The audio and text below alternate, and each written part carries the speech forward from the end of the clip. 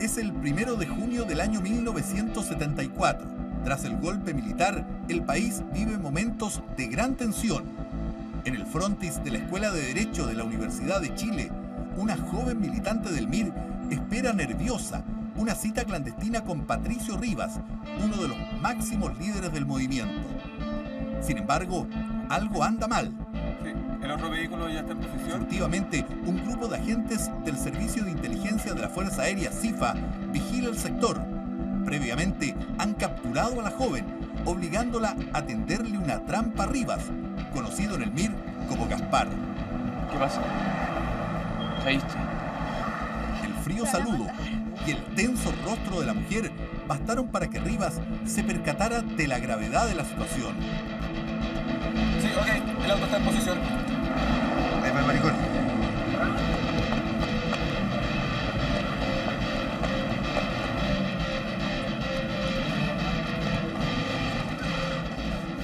Yo intento arrancar por el parque, que está frente a la Escuela de Derecho de la Universidad de Chile, y alcanzo a llegar como 1,5 cuadras, pero era un operativo gigante.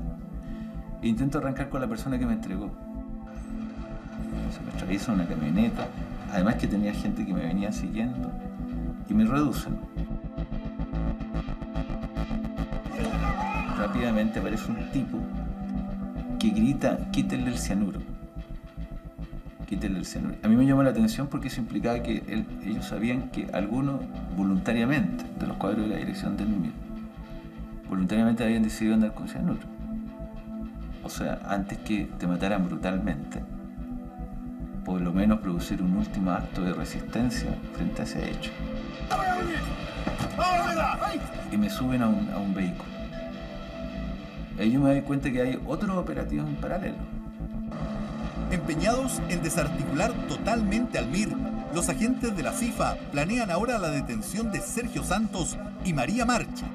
El operativo está a cargo del segundo hombre de la CIFA, Edgar Ceballos Jones, conocido como el Inspector Cabezas. Cerca de las 4 de la tarde, aparece el auto donde viajan los dos miristas. Se trata de una nueva delación.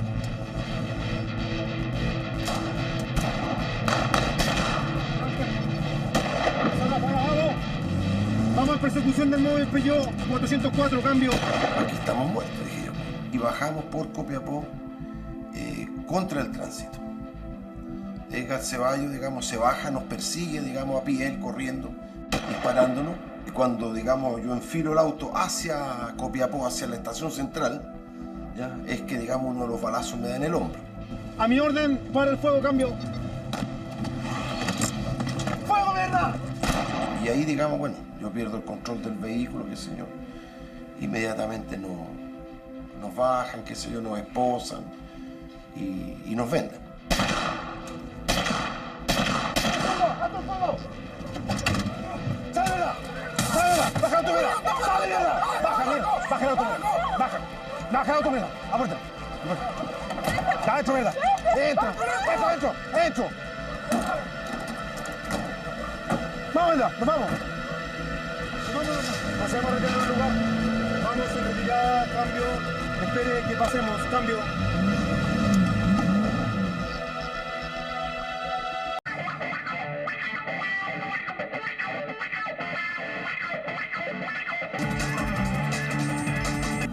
Todos los miristas capturados por la CIFA eran trasladados hasta el edificio de la Academia de Guerra Aérea. Allí, Patricio Rivas, Gaspar, debió enfrentar cara a cara a quien se había convertido en el más implacable perseguidor del MIR, el comandante Edgar Ceballos Jones.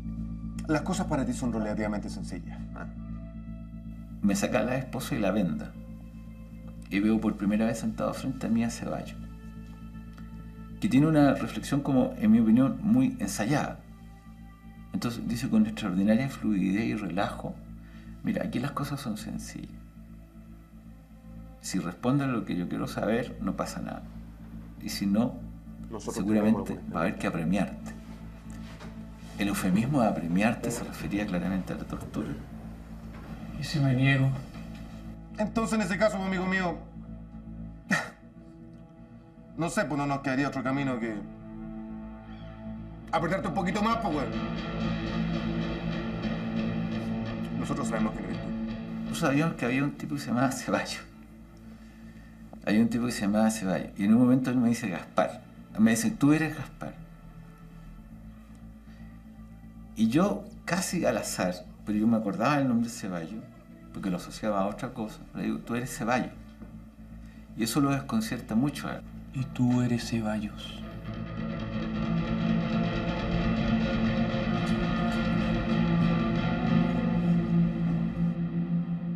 La CIFA sumaba un éxito tras otro en su empecinada batalla contra el MIR.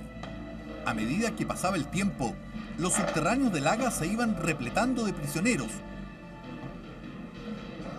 Allí estaba la figura omnipresente del comandante Ceballos, cuya conducta desconcertaba a los detenidos.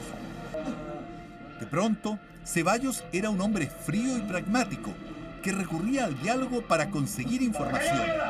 Otras veces, según el recuerdo de muchos miristas, no tenía ningún tipo de contemplaciones. Hombres y mujeres que estuvieron en el Haga afirman que eran sometidos sin ninguna distinción a los brutales rigores de la tortura, bajo la directa supervisión del alto oficial.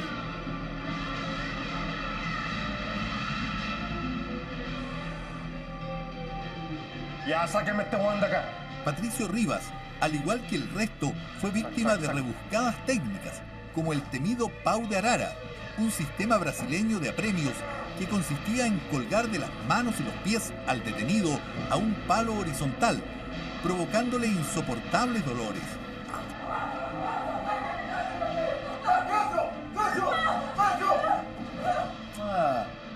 La María Marchi. Detenido el mismo día. Otra mirista de mierda. Ya, desvístela. ¡Pelota, mierda, pelota! Ya, María. El pau de arara y la corriente eléctrica llevaron a algunos a pensar y a intentar soluciones extremas. Suponiendo, digamos, que esto cada vez iba creciendo, digamos, ya, yo tomé la determinación, digamos, de quitarme la vida. En el momento que yo pido ser llevado al baño, ya, y en el baño me encuentro que hay un vaso. Lo llevo hasta al lado del baño, digamos, lo quebro y con él trato, digamos, de ingerirme, digamos, un corte en el cuello.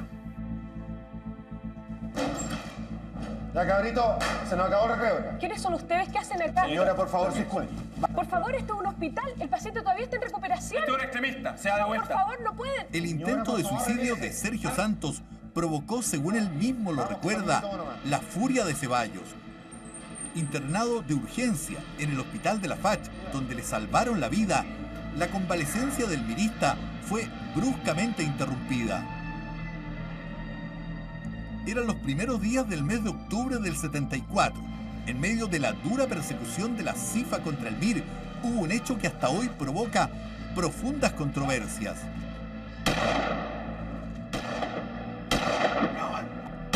Los diarios de la época consignaron un supuesto operativo donde fue cercado Leonardo Schneider, miembro del aparato militar del MIR y conocido como el Barba. El hecho ocurrió en la comuna de La Reina y pese a estar virtualmente acorralado, el Barba logró escapar.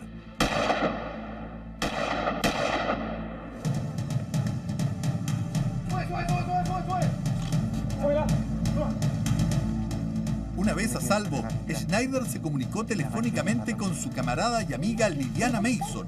Según él, necesitaba con urgencia un refugio. La cosa se puso fea, corrieron balas. Necesito esconderme unos días. ¿Qué querés que haga? Necesito que te consigas la casa de Isabel. ¿La casa de la chica? Sí. Salvo tú, nadie más sabe que la conozco. Barba me llama a la casa y me dice que tuvo problemas y que requiere una casa donde pasar la noche. Y me pide la casa de una persona en particular, de una compañera. Me pareció muy extraño. Me insistió, le dije que no era posible. Me pidió que intentara. Barba, no estoy segura. Ese cuento es súper delicado. Que sí te puedo ofrecer es que te vengáis para acá. Gracias, flaca. Barba. ¿Qué? Cuídate.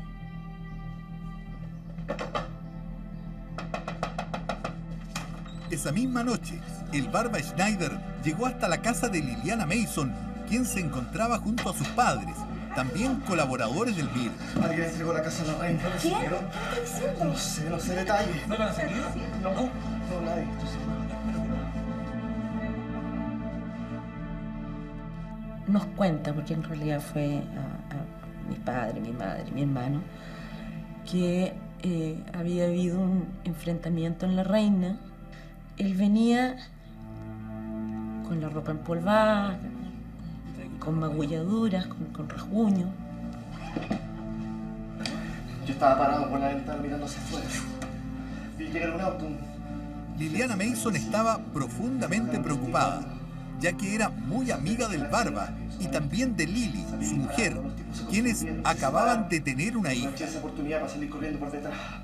Salí por una ventana. Y esa noche pasó la noche en mi casa y al día siguiente, en la mañana, después de tomar el desayuno, partió.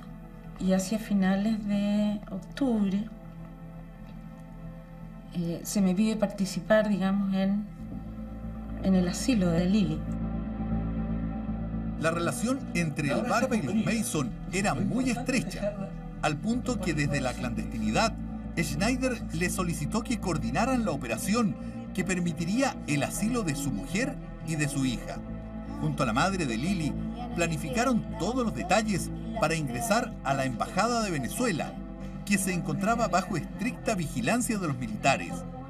Eran momentos de gran tensión y dramatismo. Lili decide tomar esa decisión, por supuesto asumiendo que eso significaba separarse de Barba. La tarde del 31 de octubre de 1974, y con el Barba ausente, los Mason salieron de su casa con destino a la Embajada de Venezuela.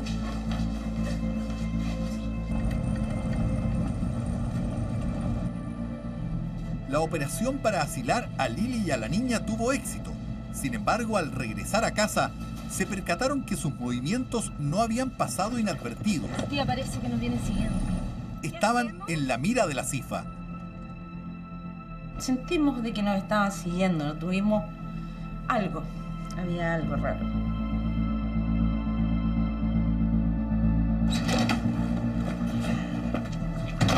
Esa misma noche, un grupo de agentes fuertemente armados ingresó a la casa familiar bajo las órdenes del comandante Ceballos. ¡Está buscando al Felipe!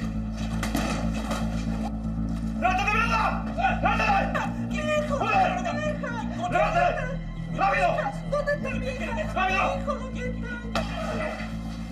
Ya a las 12 de la noche fuimos detenidos por la CIFA. Mi madre, mi padre, mi hermano y yo, sacados en un operativo realmente descomunal, digamos. Acordonaron todo el sector. La cabrita, cagaste. Comandante cabeza, Fuerza Aérea. Tenés 1 minuto para vestirte. Edgar Ceballos Jones, que es quien entra a la casa. Al entrar se dirige directamente a mi dormitorio. ¡Pásalo ya! ¡Vamos fuera! ¡A la camioneta mía! ¡Vamos!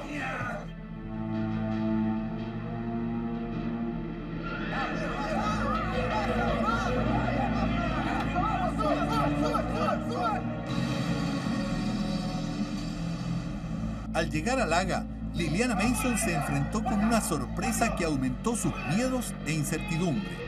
Según ella, Ceballos conocía perfectamente de una enfermedad de la cual solo estaban enterados sus familiares y amigos más cercanos. Cabezas me dice que él sabe de mi condición de epilepsia, de que la corriente eléctrica es una de las cosas más dañinas que me puede provocar, digamos, un daño permanente. Y me plantea de que entregue a camaradas, compañeros, que entregue dinero, que entregue armas, barretines. Cosa sencilla. Dame el apellido al Felipe. Quiero que me diga el nombre completo al Felipe. Estaban buscando a Felipe. Era mi pareja. Era un miembro de la Fuerza Central.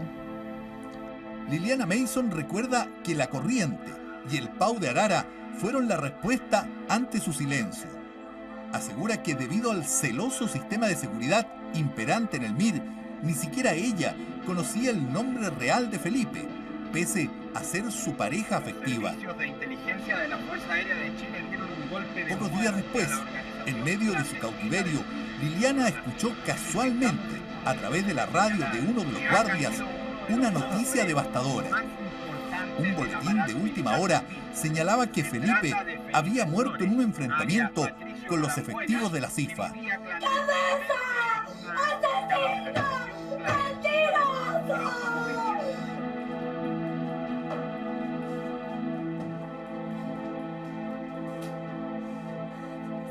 ¡Mataron a Felipe! Te equivocás. ¡Te lo escuché en la radio, no me mientas! Te equivocás, el Felipe no está muerto, está herido. Yo mismo... Escúchame. Yo mismo mandé que lo llevaran al hospital de la FACH para atenderlo.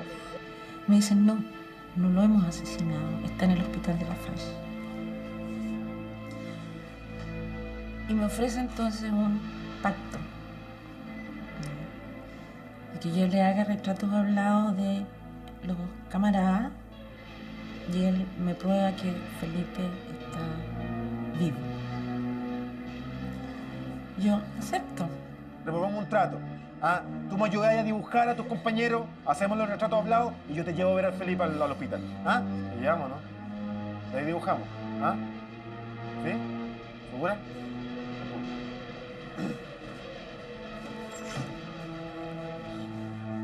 Me dejan ver a Felipe herido, consciente.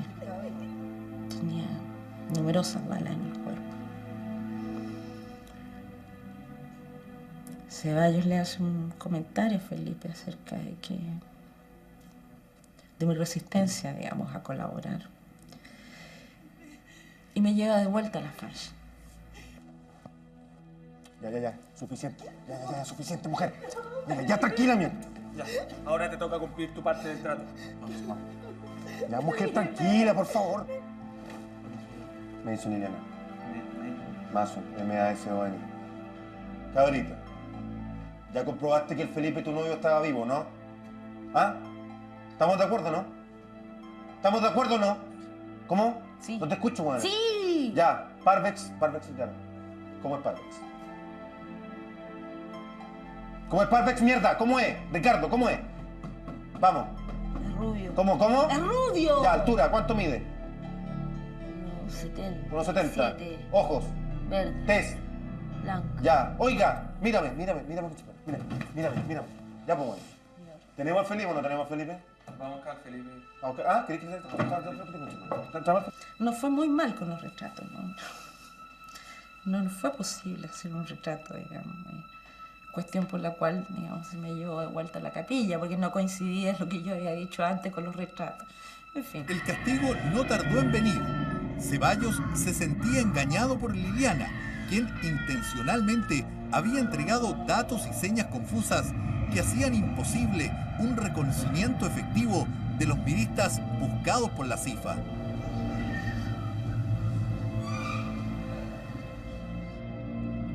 Los meses pasaban y Liliana fue trasladada desde el Haga hasta un nuevo lugar de detención. Allí, conversando con otra mirista, escuchó un rumor que involucraba a su amigo el Barba Schneider y que en un comienzo se resistió a creer. No tengo idea quién dio mis datos. A ti delató el Barba. El Barba fue. ¿Leonardo? Pero obvio. Hay que ver, jamás, imposible. Pero si ya está cachado, si él se viró. Se anda paseando como teniente por el Haga. Teniente Velasco le hizo. Él es el que te delató a ti, a Felipe. Me dice, ¿sabías tú que el Barba es el que está, el que te entregó? La verdad es que no lo creí. ¿Leonardo? Los rumores sobre una posible traición del Barba comenzaron a circular rápidamente. Carmen Gloria Díaz, otra mirista que estuvo detenida y fue torturada en el Haga, recuerda que en una ocasión, mientras estaba con la vista vendada, escuchó una voz que le resultaba profundamente familiar. Me llevaron una pieza y está Leonardo Schneider. Yo vendada. Y yo digo, esta voz, qué rara, me parece muy conocida, muy conocida. Entonces el tipo me lleva a una pieza y yo digo, esta voz la conozco, la conozco. El tipo me acosa sexualmente, me desviste, me trata de penetrar y de repente va y dice, bueno, total te vas a ir a donde los dinosaurios igual. Carmen Gloria creyó reconocer la voz familiar del Barba, pero no estaba segura, hasta que pocos días después tuvo la certeza. Y un día yo estoy comiendo y me saco la venda. Y viene Schneider. Y yo lo quedo mirando así. Entonces este tipo da vuelta la cara y dice, cuidado, cuidado, y sigue. O sea, ¿qué más confirmación que esa?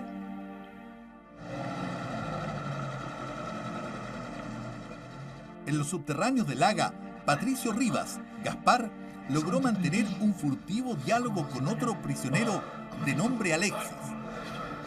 ¿A quién más he visto por aquí? Al Barba. Barba. Nerviosamente, Alexis le transmitió una noticia que le produjo consternación. No colabora. ¿Cómo colabora? Sí, yo lo vi. ¿De qué estás hablando, weón? Te volviste loco. Yo lo vi, el Barba nos traiciona. Alexis me dice que él vio al Barba con uniforme oficial. Lo vio porque nosotros estábamos en un subterráneo. O sea, había unas ventanas que daban al nivel del piso. En este caso, una cancha de fútbol. Cuando Alexis me dice eso en el baño, yo estoy convencido que Alexis está equivocado. Ya casi no había dudas. El Barba se había convertido en un traidor. Durante una jornada de visitas en el Haga, Sergio Santos pudo reencontrarse brevemente con su mujer y con su hijo. Un momento de intimidad que fue accidentalmente interrumpido por el Barba que vestía uniforme. No hubo necesidad de palabras. Se abre una puerta y instintivamente yo levanto la cabeza y aparece en la puerta, digamos, Leonardo Schneider, vestido de oficial de la aviación. Inmediatamente él se da vuelta y cierra la puerta y desaparece. Eso me produjo a mí mucho temor, ¿ya? Porque a esa altura del partido ya se había comentado, digamos, de que Leonardo Schneider era un traidor. Leonardo Schneider tiene actualmente 51 años. Durante largo tiempo vivió en el extranjero y en estos momentos se dedica a los negocios. Su vinculación con el MIR comenzó cuando apenas era un estudiante secundario. Al momento del golpe, integraba la Fuerza Central, el aparato militar del MIR. Sin embargo, el 11 de septiembre, la inmensa superioridad de las Fuerzas Armadas los obligó a replegarse. Primero, la gravísima crisis económica, social y moral. Ese día, el Barba junto a otros miembros del MIR esperaron impacientes en una casa de seguridad la orden para combatir. Una orden que nunca llegó. Tercero, el constante incremento de los grupos armados. ¿Aló? ¿Aló, Barba? ¿Está todo ahí? Sí, estamos atentos y esperando instrucciones. Se suspende la operación. ¿Cómo? Sí, se suspende la operación. Quédense donde están, esperando nuevas instrucciones. Bien, compañero, mantenemos posición. Atentos que no nos vinieran a llenar la casa. Y nada más. ¿De combatir nada? Ningún miembro de la Fuerza Central combatió. Sí, ¿dónde partimos, compañero? En ninguna parte nos quedamos acá. ¿Cómo recibes tú la orden de quedarse escondido? No la entendimos. Simplemente no la entendimos. Las fuerzas se mantienen en repliegue táctico.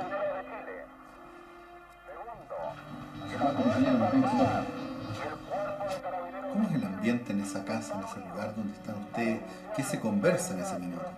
Era tan triste que ni siquiera hablábamos. El pueblo de Santiago debe permanecer en sus casas a fin de evitar víctimas inocentes.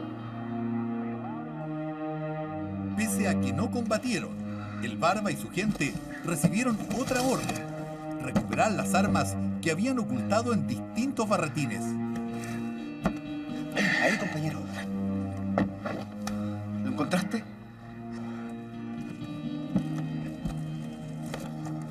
Con esa cuerda tú de allá, yo de acá.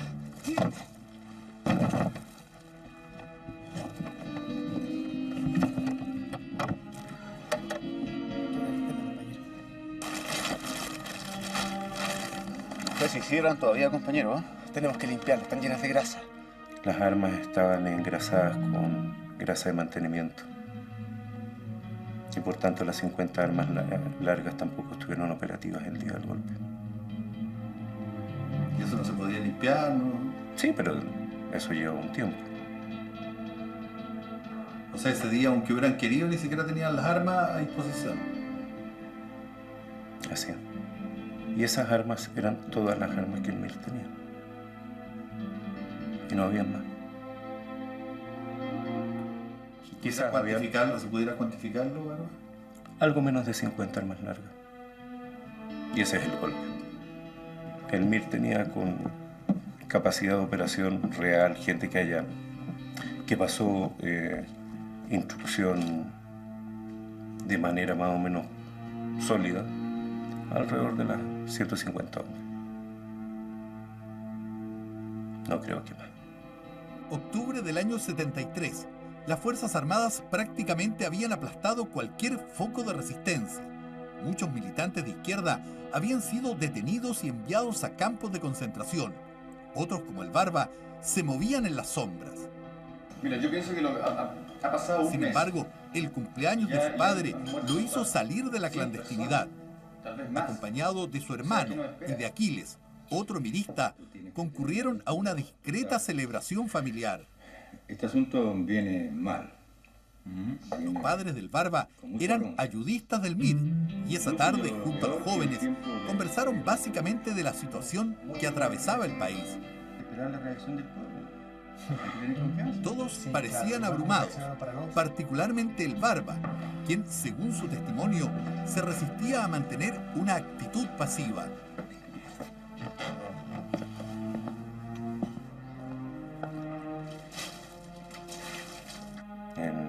En lo personal yo había hipotecado todo lo que un muchacho podía hipotecar. Y el resultado era atroz. A cambio de ello había obtenido la nada misma.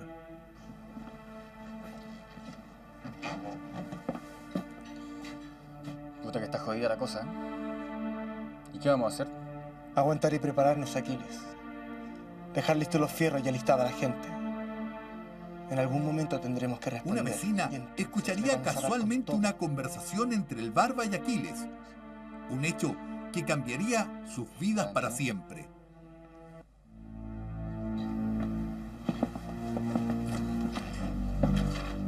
¿Carabinero? Sí, comisaría. Sí. Llamo para informar que aparentemente mis vecinos son extremistas. El llamado de la vecina produjo un efecto inmediato. En pocos minutos, los carabineros rodearon la casa, deteniendo a los tres jóvenes. Luego de ser detenido en la casa de sus padres, Leonardo Schneider, el Barba, junto a su hermano y al mirista que era conocido solo como Aquiles, fueron trasladados hasta el Estadio Nacional, que en ese entonces, noviembre del año 1973, era el principal centro de detención en el país. Aquí, los tres jóvenes fueron sometidos, al igual que la inmensa mayoría de los prisioneros, a durísimas sesiones de tortura. Los militares buscaban de cualquier forma y a cualquier costo obtener información sobre la capacidad de resistencia de los partidos y los grupos de izquierda. Y fueron particularmente violentos con Aquiles, quien había intentado celosamente ocultar su pasado como boina negra del ejército.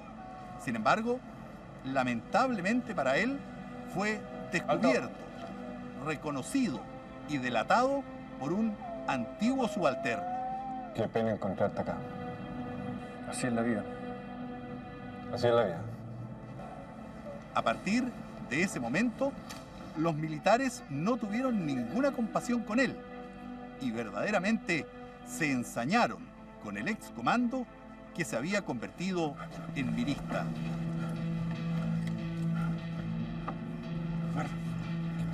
Me dieron como tarro, Barba. Yo ya no cuento nada. No suelte nada. Ustedes sigan con la historia. Yo trabajo para tu papá. Y ninguno tiene nada que ver con el MIR. ¿Me escuchaste? Párense los dos. Ya, vamos, camina. ¡Camina! Vámonos, Tiritaba, estaba claro que lo habían torturado. La ropa la tenía toda rota.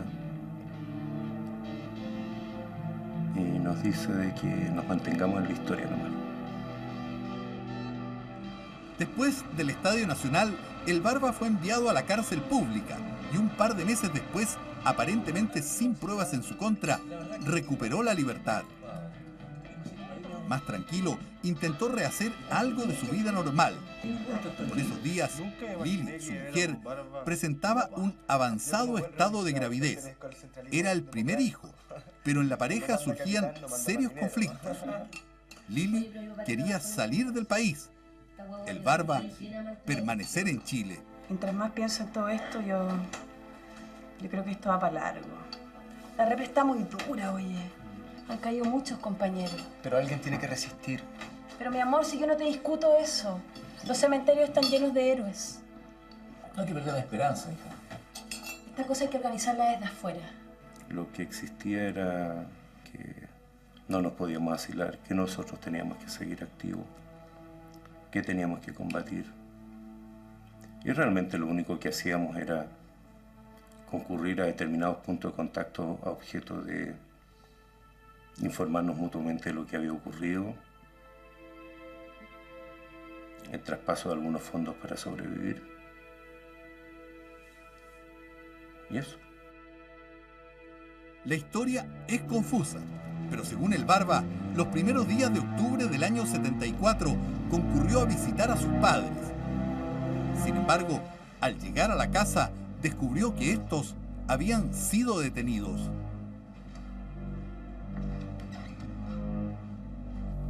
Poco después caen tus papás. ¿Qué pasa con eso? El quiebre definitivo.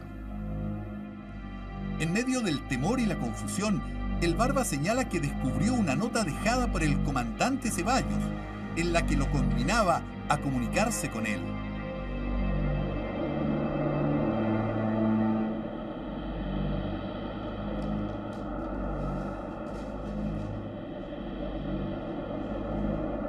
El comandante Ceballos se preocupa especialmente de que me llegue la noticia. Y tomo contacto telefónico con el comandante. En concreto yo llamo a Laga para contactarme con Ceballos y este me dice de que la cuestión es simple, que yo me entregue y suelte a mis padres.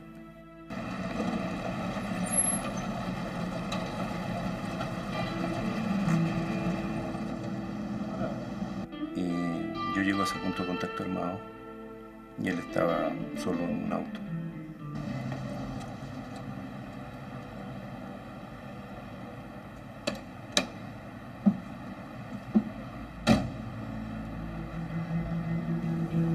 Lo que quiero es que tengamos una conversación tranquila.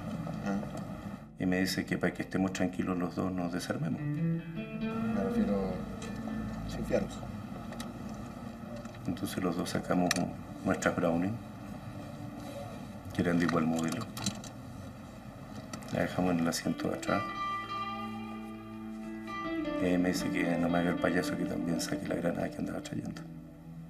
Hey. Vamos.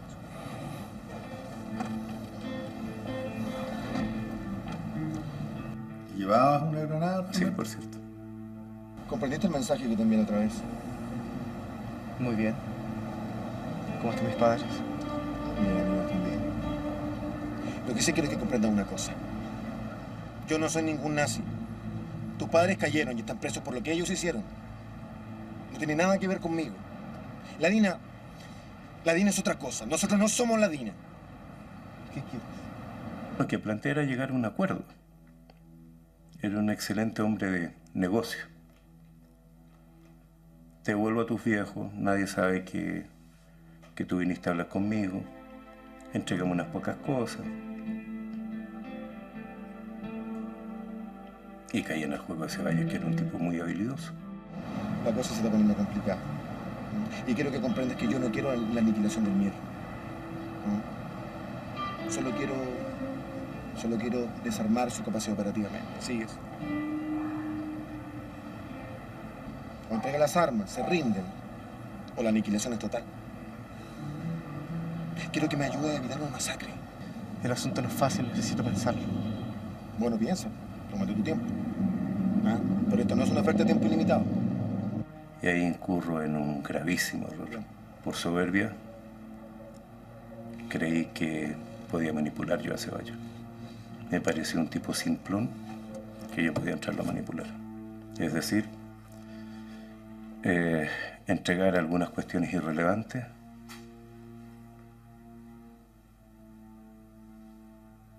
que la verdad fueron bastante relevantes.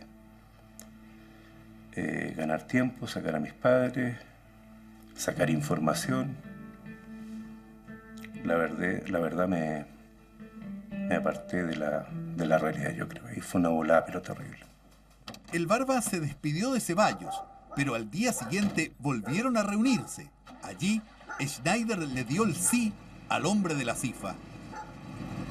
Perdí. Ahí ya tenía clara conciencia de que mi vida tenía un quiebre profundo. ¿La idea de la traición se te pasaba por la mente? ¿De la qué? ¿De la traición? Era traición. Tú pensabas administrar la traición. Claro, claro. ¿Cómo lo haces para enfrentarte a tus compañeros bajo esa presión psicológica que llevas por dentro, o moral?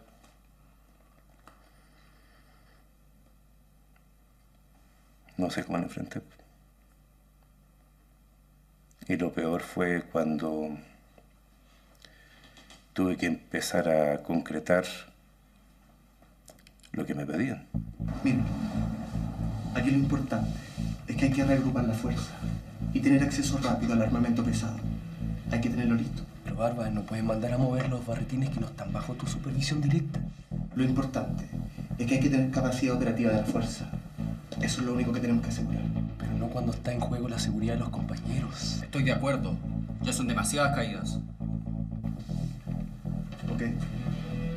La doble vida del Barba había comenzado y actuaba con absoluta frialdad.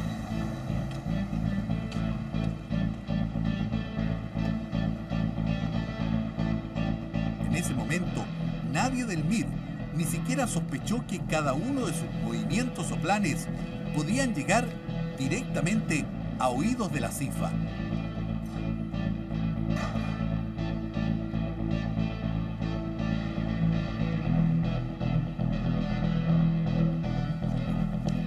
Ahora esta cosa se me dispara en el momento en que es interceptada una comunicación en la cual el MIR daba orden de ejecutar a OTIC Ceballos de la Fuerza Aérea y a Marcelo Moren de la DINA y hacer una operación con lanzacohetes soviéticos RPG-7 contra el edificio Diego Portales. José Bordás era el hombre clave en los planes del MIR. Poco antes había escapado providencialmente del operativo de la DINA, donde cayó muerto Miguel Enríquez. Ahora, su vida estaba en manos del Barba. No se dan fechas. Grupos diferentes realizan los seguimientos. La CIFA lo sabía todo, y Schneider se convertiría en el anzuelo perfecto para atraer al Coño Molina a una reunión fijada entre ambos para la mañana del día siguiente, el 5 de diciembre de 1974.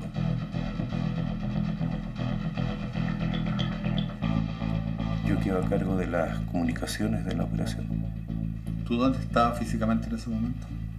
En un edificio cercano. Ya tenía visión del conjunto. ¿Coordinadas por radio? Sí. Yo no entregué, si eso es lo que estoy diciendo.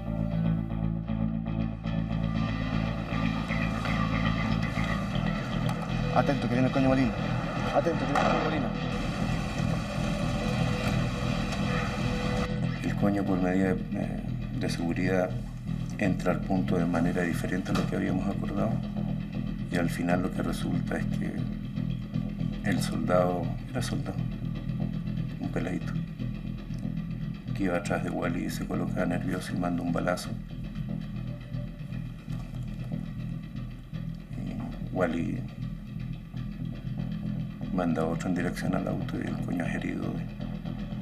Y lamentablemente el curso de la bala del primer balazo dejó muy mal herido al coño.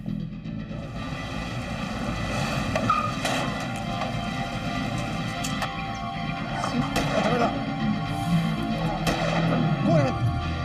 ¡Alto, alto, alto el fuego!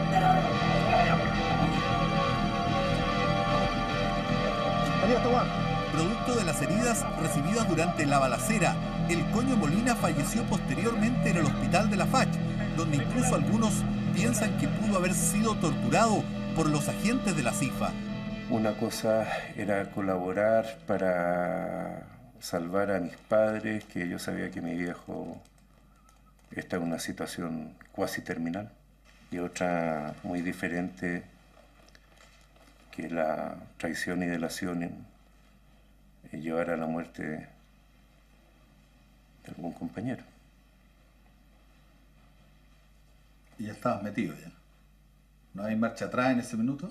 ¿Y hay marcha atrás a dónde? El principal argumento del Barba para justificar su traición fue liberar a sus padres. Sin embargo, los que lo conocieron más de cerca, como Liliana Mason, que incluso fue la madrina de su hija, piensan que todo es un vulgar invento. Yo puedo asegurar que sus padres no estuvieron detenidos. No fueron detenidos por la CIFA, como él ha declarado en los tribunales. Tengo evidencia al respecto. Liliana está segura que ella fue delatada por el Barba y que la noche que los militares la detuvieron junto a su familia, Schneider ingresó a la casa deshabitada. Según ella, cometió allí un error que posteriormente lo delataría como agente de la CIFA. A mi madre le falta un objeto que en el fondo era un objeto de juego nuestro, una peluca.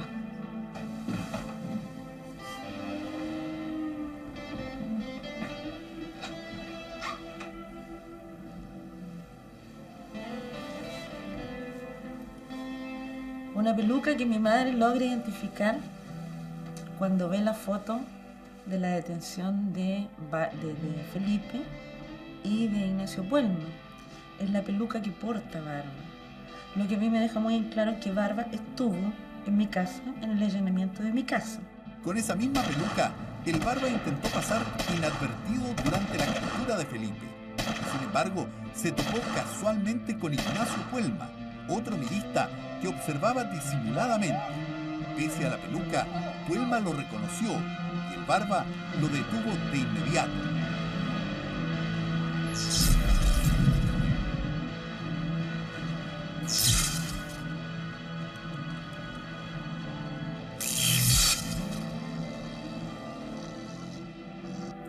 Se acerca una persona que me queda mirando insistentemente.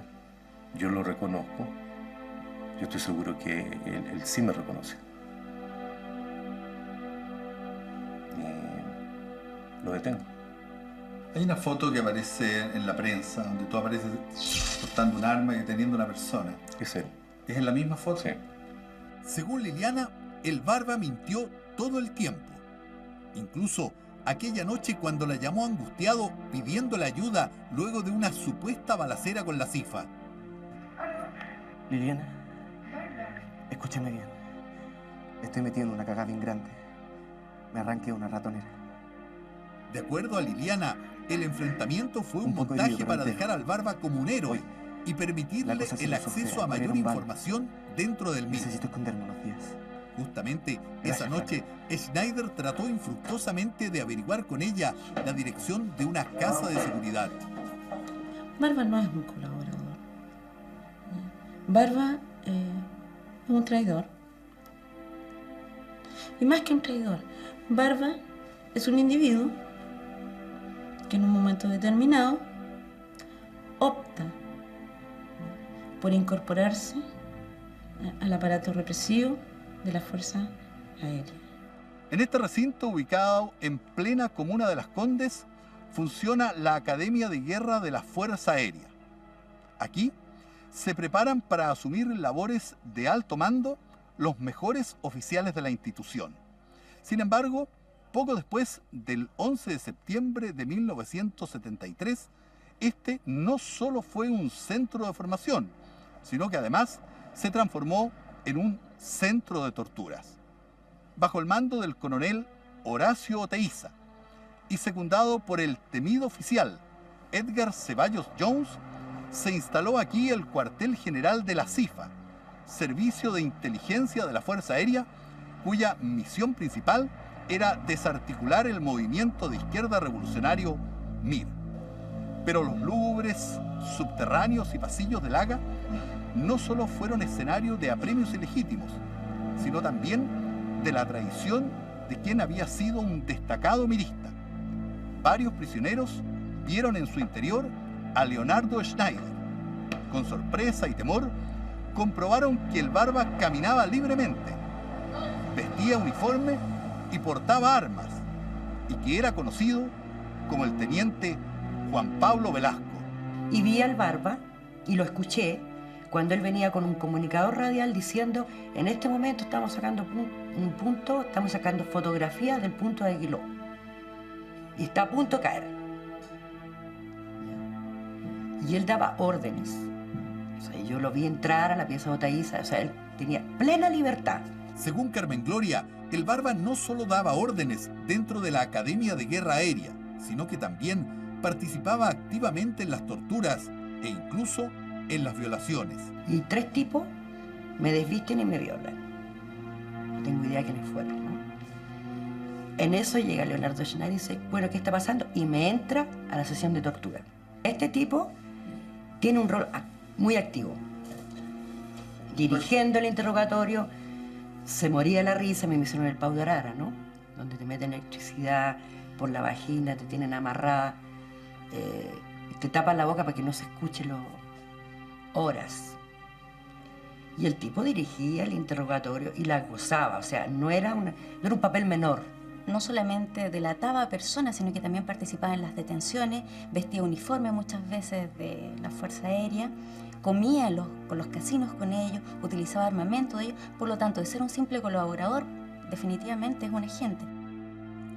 Los prisioneros que vieron al Barba vistiendo uniforme dentro del Haga sentían una mezcla de temor y rabia. Sin embargo, Schneider tiene una explicación para ello. Y yo decido, para quebrar cualquier posibilidad de que me siguieran usando en el MIR, yo vestía en aquel momento uniforme como oficial de la Fuerza Aérea. Por lo menos en 2 ocasiones, en el hall de ingreso, me topé con militantes que claramente me identificaron. Eso con un doble objetivo, o sea, que el MIR supiera que yo estaba colaborando, por un lado, y segundo, que esto impidiera que la Fuerza Aérea me siguiera utilizando. A fines de julio del año 1975, el Barba, o el teniente Velasco, se retiraba de una reunión sostenida en las oficinas de Edgar Ceballos Jones, aquí en la calle Juan Antonio Ríos, en pleno centro de Santiago. A la salida del edificio donde funcionaban las direcciones de inteligencia de las distintas ramas de las Fuerzas Armadas, fue sorpresivamente interceptado por un grupo de agentes de la DINA, organismo que en ese entonces mantenía una soterrada pugna con sus pares de la Fuerza Aérea.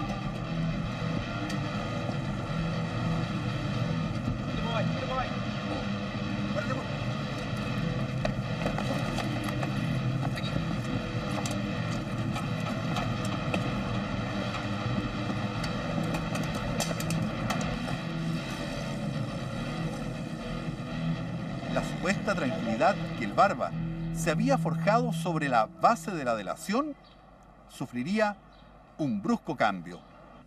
¿Quién diseñó los planes operativos para atentar contra la familia? Según el Barba, fue sometido a un intenso interrogatorio por parte de los agentes de la DINA, encabezados por los oficiales Miguel Krasnov y Marcelo Morén Brito. Ni Ceballos, ni Teadilla, ni nadie en la CIFA ha pensado hacer una locura como De acuerdo al testimonio del propio Barba, no fue víctima de apremios físicos importantes. Según él, los hombres de la DINA querían conocer los pasos de la CIFA, ya que temían que Oteiza y Ceballos fraguaban un plan de increíble envergadura e insospechadas repercusiones. Y fraguaron todo un complot que jamás nunca existió. Y el que gatillaba, el fusilero de ese complot, era yo. ¿Cuál era el fin de ese complot que pasaba por Supuesto. la mente? ¿Sí? Del supuesto complot. Nada más ni nada menos que atentar contra familiares del general Pinochet, objeto de desestabilizar la Junta, con el objetivo de que el general Lee tuviera mayor preeminencia y se produjera una rotación al interior de la Junta. Una cosa descabellada. En la CIFA tú eres el teniente Velasco, ¿no? Así es. ¿Cómo se queda tan tranquila la CIFA cuando uno de sus agentes, uno de sus hombres, como en este caso, es secuestrado por otro organismo de inteligencia, como la DINA? La teoría del limón. El limón se estruja hasta la última gota y después se bota. Luego de ser detenido por la DINA, el Barba fue trasladado hasta este lugar, el cuartel Terranova, ubicado en el sector oriente de la capital y más conocido como Villa Grimaldi, el más temido de los centros de tortura y que hoy se ha transformado en un parque que recuerda el sufrimiento de sus víctimas. Aquí, el destino de muchos prisioneros quedaba en manos de personajes como Miguel Krasnov, Marcelo Morén Brito u Osvaldo Romo, el Guatón Romo. Para muchos, resulta profundamente curioso que durante los 18 meses que estuvo aquí en Villa Grimaldi, el Barba jamás haya sufrido reales apremios físicos. ¿Fue realmente Leonardo Schneider un detenido más que solo gozó de algunos privilegios? ¿O por el contrario, se transformó también aquí en Villa Grimaldi en otro colaborador de los aparatos represivos? Las versiones de muchos prisioneros que pudieron contrastar sus experiencias coinciden que los métodos utilizados en Villa Grimaldi eran mucho más violentos que los de la CIFA. Lautaro Videla, dirigente del MIR, que estuvo preso en Villa Grimaldi, recuerda que pudo allí conversar brevemente con el Barba Schneider, quien le confidenció su verdadero rol dentro del centro de detención. En síntesis, había llegado a un acuerdo la CIFA y la DINA, en el sentido de que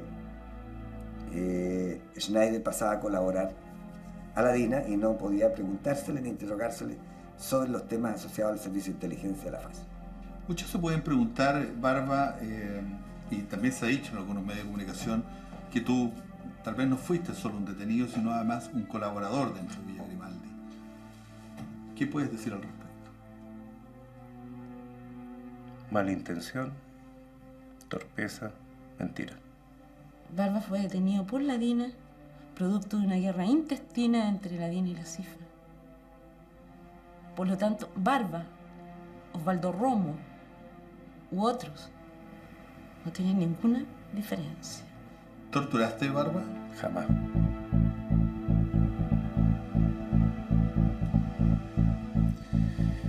Y afortunadamente hay gente del MIR honesta que da fe de ello.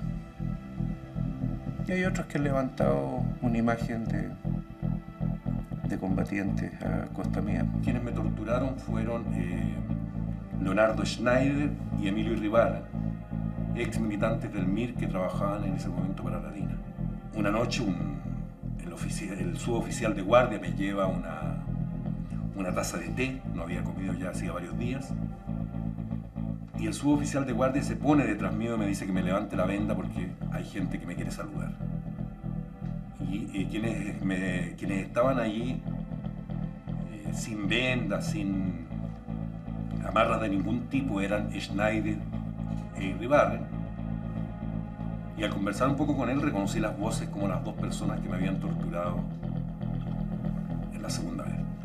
Schneider y Irribarren eran torturadores, formaban parte de la DINA.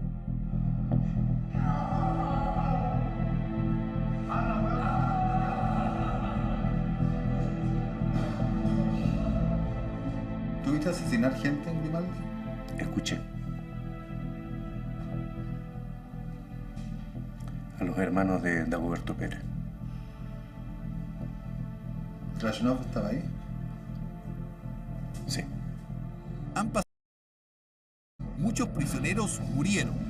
Otros aún cargan con imborrables huellas físicas y psicológicas producto de las torturas. Pero ¿qué pasa hoy por la mente y la conciencia de Leonardo Schneider? Yo nunca he eludido ninguna responsabilidad. Menos ahora.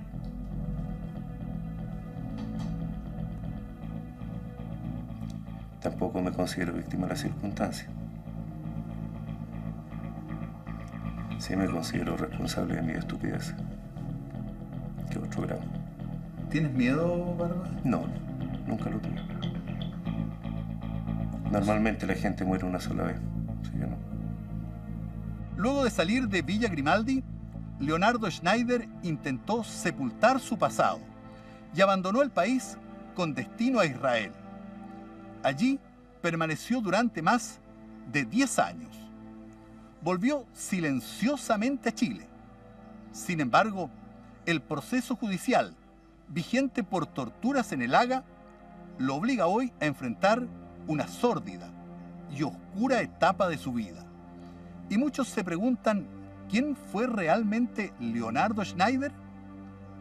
¿Fue aquel joven e idealista revolucionario que sus compañeros del MIR conocían afectuosamente como el Barba? ¿O sus sentimientos estaban más cercanos de aquel frío y circunspecto teniente Velasco, que caminaba libremente, armado y con uniforme, por los pasillos de la Academia de Guerra Aérea? ¿Fue Schneider una víctima más que solo terminó doblegándose para liberar y proteger a sus padres? ¿O fue simplemente un traidor?